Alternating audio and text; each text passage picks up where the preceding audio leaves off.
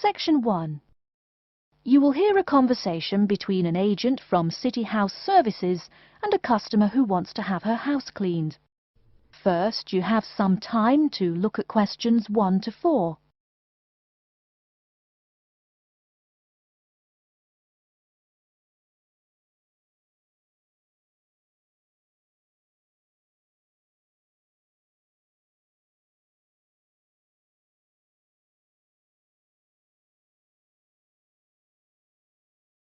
You will see that there is an example which has been done for you. On this occasion only, the conversation relating to this will be played first. Good morning, City House Services. How may I help you? Good morning. I'd like to arrange to have my house cleaned. Certainly. I just need to ask a few questions.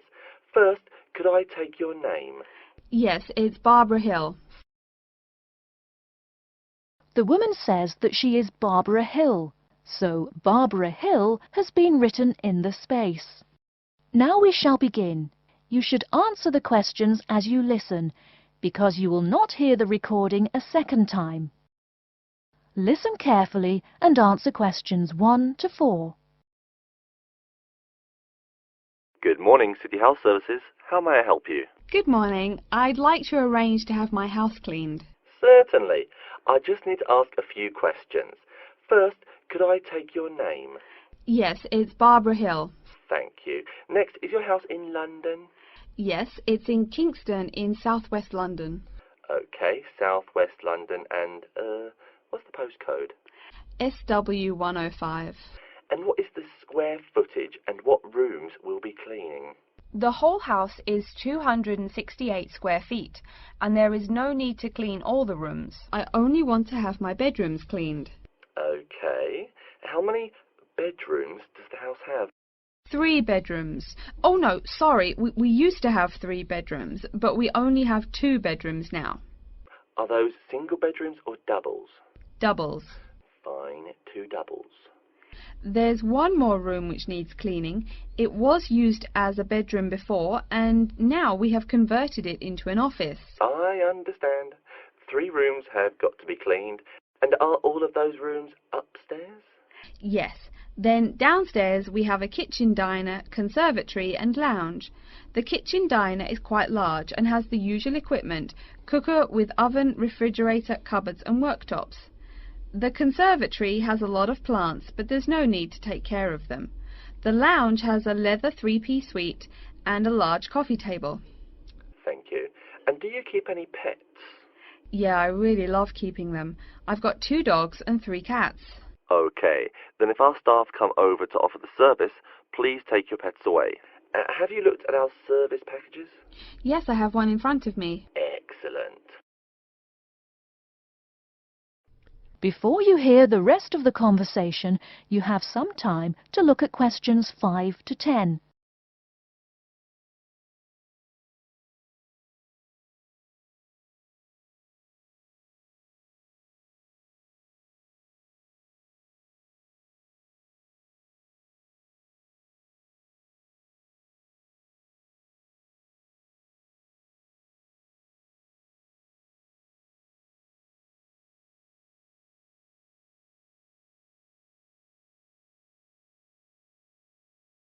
Now listen and answer questions 5 to 10. Any extra services you need? Switching bed linen, work in the garden, clean the glass in the conservatory, that kind of thing? No. Actually, replacing the bed linen, yeah, that would be good. No problem.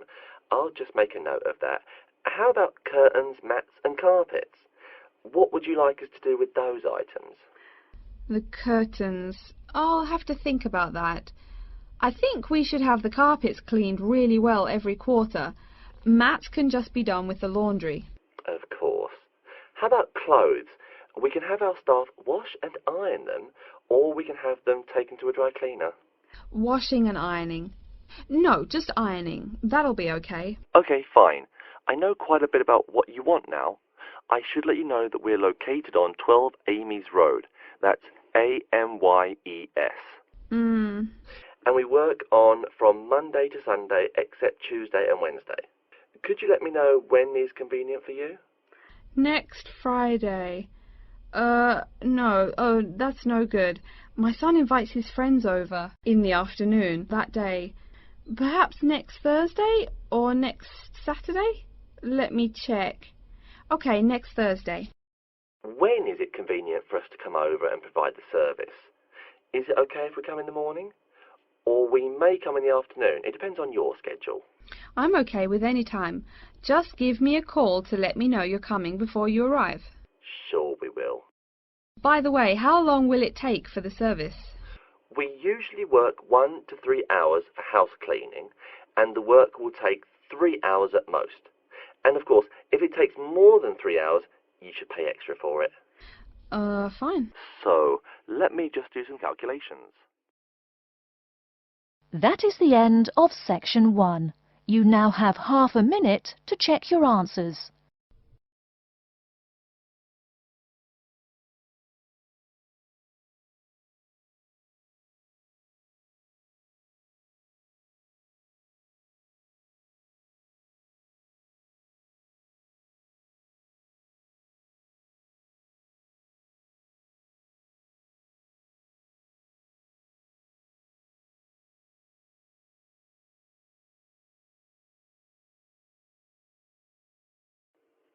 Now turn to section 2. Section 2. You will hear a speech given by a man called George Dyson about Northfield Sports Complex. First, you have some time to look at questions 11 to 16.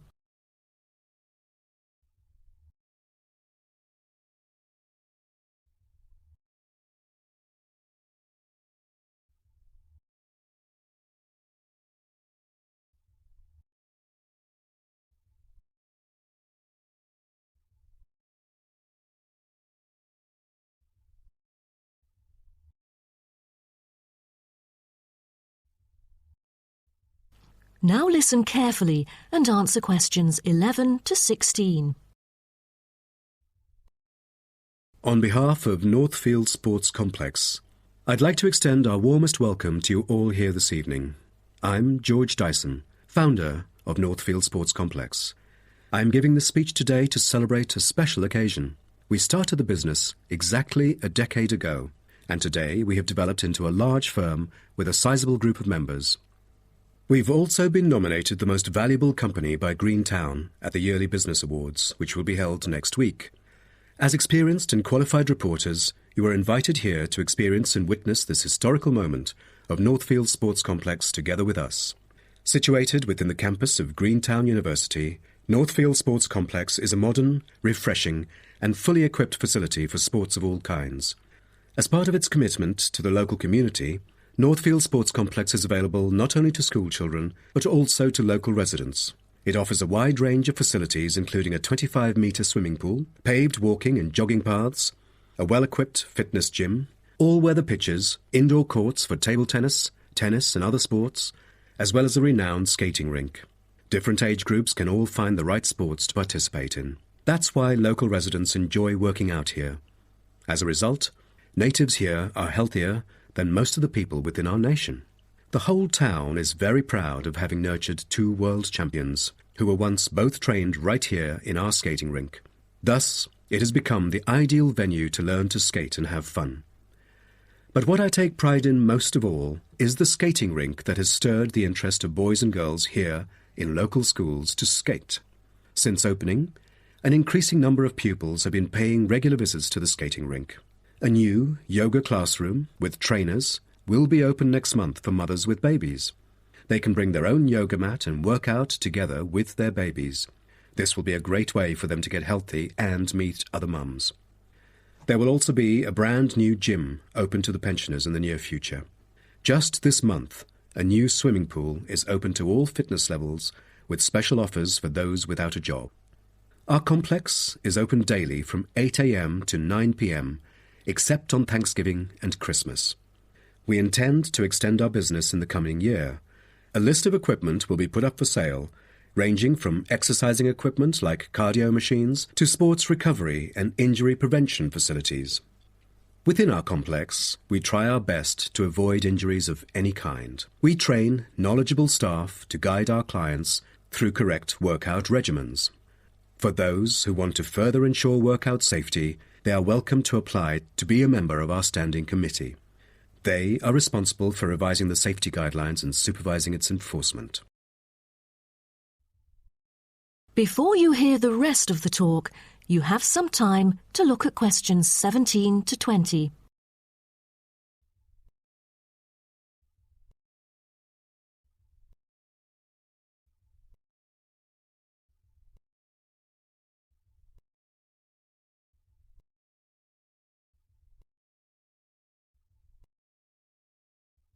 Now listen and answer questions 17 to 20. Now, I would like to introduce some of our most popular sports facilities here at Northfield Sports Complex. Our 25-metre swimming pool is the centrepiece of the complex, combining modern, bright and airy surroundings with fully up-to-date changing facilities. The pool is excellent for learning how to swim, improving techniques and, of course, competing in school competitions. It is also bookable for private functions, including pool parties where lifeguards are available. Next, we have the only climbing wall throughout the whole town. Many would see rock climbing as a type of extreme sport, exposing great risk to those who participate. But actually, under proper guidance and with close supervision by the coach here, it is a perfect sport for the youth to increase their flexibility and strengthen their muscles. I have to mention our skating rink once again. As our most popular facility, it has been prominently featured in a TV commercial we've released recently. There is no other skating rink larger than ours within the whole nation. Also, our state-of-the-art gym is an inspiring place to train and keep fit in relaxed and friendly surroundings. The Techno gym equipment enables our clients to measure their performance. If you book a one-on-one trainer, he or she might suggest a future training plan and help you train more systematically. That is the end of section 2. You now have half a minute to check your answers.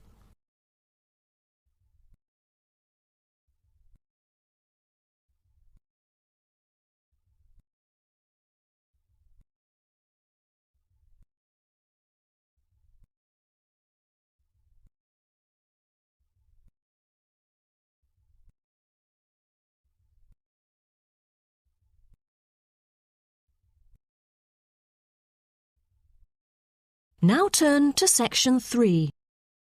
Section 3. You will hear a student, Eric, talking to his lecturer, Miss Harris, about essay writing. First, you have some time to look at questions 21 to 25.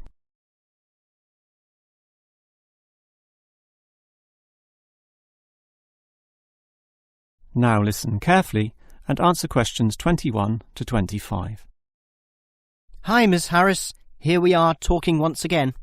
Well, I'm always willing to help out wherever possible. Is anything troubling you? Well, your advice last week about writing summaries was very useful, and I'm using these summaries a lot in order to prepare my final master's thesis. But you're having problems, right? Yes, I have a few issues to discuss. Obviously, I want a good essay, and I want to achieve high marks, but I'm not sure on the best way to start. That's an easy question. Start with a topic, but not one that I necessarily suggest, but one that you want to explore. You will always write better when doing so on a topic you are interested in, not one imposed upon you by others. Well, I'm interested in management theory. Then pursue that. However, that alone is far too broad. Break it into various current areas of discussion and relevance. Then look more carefully at one of them. Say, management and cultural differences, or management and motivation, or other aspects, such as the role of salary, group cohesion, or leadership. I would say I'm interested in group cohesion, that is, how people interact in the workplace. Well, that's a start, but you can't then just write planlessly without defining exactly what you intend to do within the area you've chosen. You'll have to think of a thesis, and this statement could be of several types. Such as what? Oh, you could argue a point, something that you believe in, or discuss an issue, looking at its various perspectives, or critique the opinions of others, pointing out the pitfalls and flaws. The thesis statement will make that very clear because it will say, in simple terms, what you intend to achieve in your essay. I see. And then I can just begin writing, right? Wrong. Huh? If your essay is going to be clear, it needs to be logical and organised, and this means you'll need an outline. This could be written as a flowchart or spider graph, that is, a series of connected lines. But whatever shape the outline takes, there must be a sense of progress in, more or less, a straight line towards a goal. And then my essay will be good? With such progression, definitely, as long as you do achieve everything that you set out to do, as specified in the beginning, okay? Before you hear the rest of the conversation, you have some time to look at questions 26 to 30.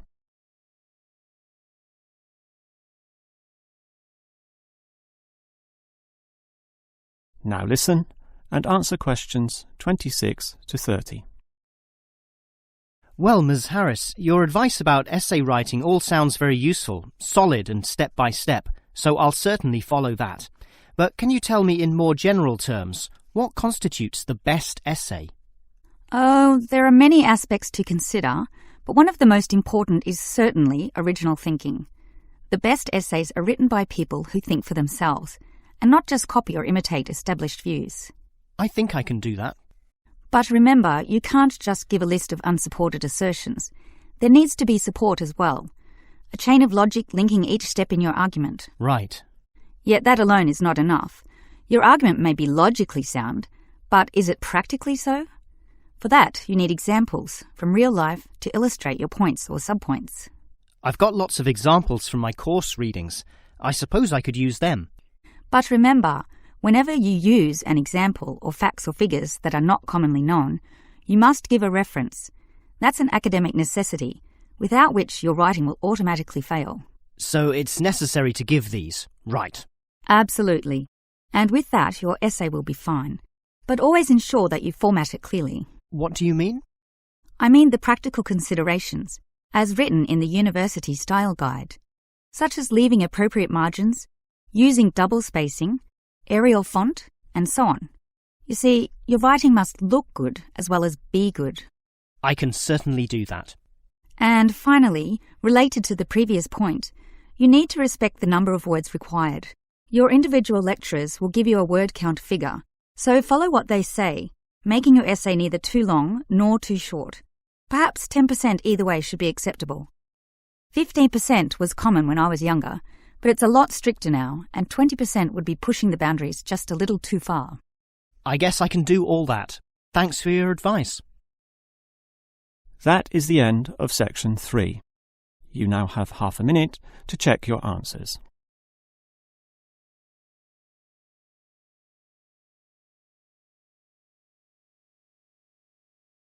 Now turn to section 4.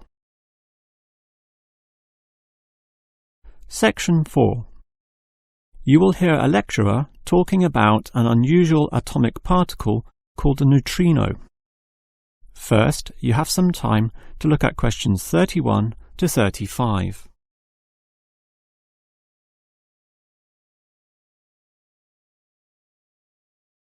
Now listen carefully and answer questions 31 to 35. When considering the smallest unit of matter, the atom, most people know of electrons, protons and neutrons, but almost none know of another particle, even though they are constantly emitted from the sun in the trillions, with 100 to 200 billion of them regularly passing through your body every second. To repeat, that's not thousands, not millions, but billions every second. You don't feel them because they are small. In fact, so tiny that we can barely detect their presence at all. These mysterious particles are called neutrinos. Despite such an abundance, detecting them is a huge undertaking, and there are many reasons for this. Firstly, the neutrino itself is so small that you need to eliminate absolutely all other particles around. To do this, you need what is called a clean room, one that has an extremely low level of dust, microbes, floating particles, or chemical vapours. You probably don't know it, but the air around you right now has almost 40 million particles per cubic metre. In contrast, the cleanest of clean rooms has less than 10. The second problem is that you also need an environment with absolutely no background radiation. At the surface of the Earth, such radiation is all around, from the sun and sky, and from TVs and communication devices. The only way to screen out all that is to go underground, and I mean deep underground. For example, the Sudbury Neutrino Observatory in Canada uses an old nickel mine, one of the deepest in the world, and puts the observatory in its lowest tunnel, more than 2 kilometres below the surface. At such depths, stray radiation is sufficiently screened out to allow neutrinos only to pass by.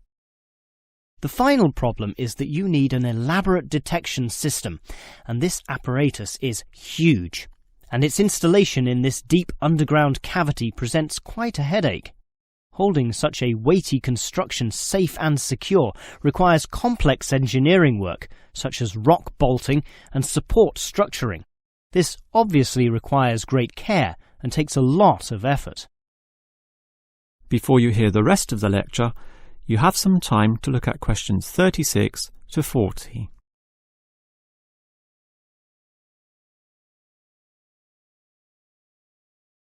Now listen and answer questions 36 to 40. So I've told you about the difficulty in detecting neutrinos. They are tiny, virtually weightless, have no electric charge, and hardly interact with anything at all. Yet we can detect them, and to see how, let's consider the Sudbury installation once again. The detector there consists of a spherical container filled with heavy water. This rests inside another vessel filled with normal water, which helps support the weight of the inner sphere, as well as providing further shielding from any stray radiation. At the edge of this inner sphere are about 10,000 electronic detectors. These are extremely sensitive, able to multiply 100 million times any electric current which occurs. So, as the neutrinos pass through this sphere of water, there is a very, very, very small chance that one of them may hit a water molecule. To increase the likelihood of this, 2 strategies are used. 1. The larger the sphere of water, the better, and the Sudbury tank holds not 10 tons, not 100 tons, but 1,000 tons. 2. The water is special, consisting as it does of heavier molecules. So what happens is this. If the neutrino hits the water molecule, the neutrino is absorbed, but the molecule itself splits apart, producing a tiny electric current. It is this which is detected and analysed, giving key information about the neutrino. The final question is, why do we care about these elusive particles? Well, just think. They can pass right through the core of our sun at the speed of light without being affected or losing strength. No other form of radiation can do that, meaning that the knowledge we get about neutrinos can help us to control them. With this ability, we can probe the centre of our Earth, the inner layers of our sun, and the outer limits of our solar system. And that makes it all worth the effort. That is the end of section 4. You now have half a minute to check your answers.